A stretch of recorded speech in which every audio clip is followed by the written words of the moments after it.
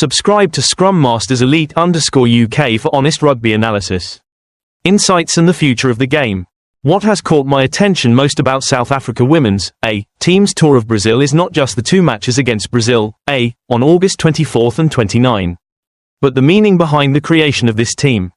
In my view, a strong national team cannot rely solely on its current stars. More important is having a strong enough development system to produce the next generation of players.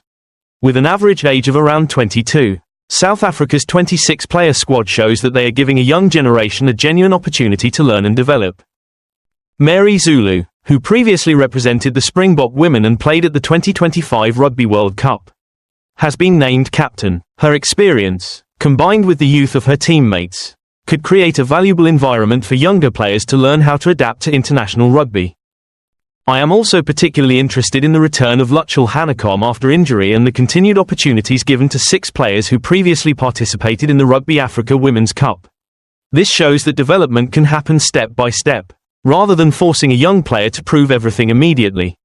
Another particularly interesting player is Isabella Nell. She only began playing rugby this year after switching from hockey through a talent identification program for athletes from other sports. To me, this is an approach worth encouraging. Talent does not always appear where we are accustomed to looking for it.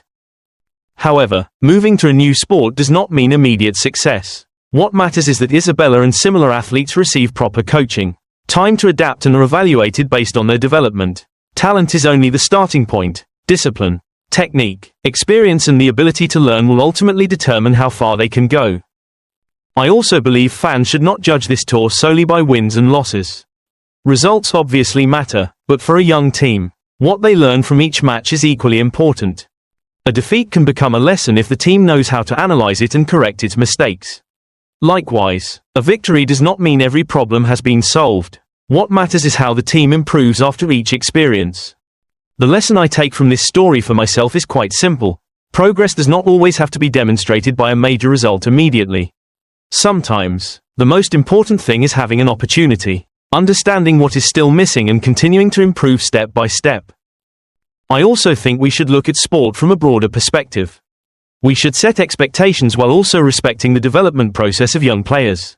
A mistake on the field should not become a reason to dismiss an entire person or career.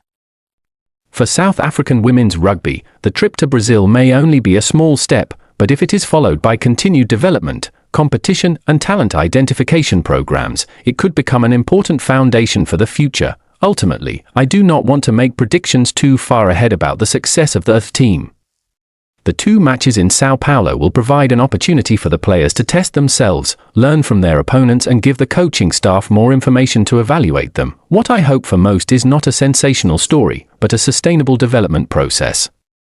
If players from this squad eventually emerge with the ability to step up to the Springbok Women, that would be a significant achievement, because a strong rugby system is not built only on the stars of today, but on its ability to create better players for tomorrow. Thanks for watching. Stay with Scrum Masters Elite _UK as the next generation rises.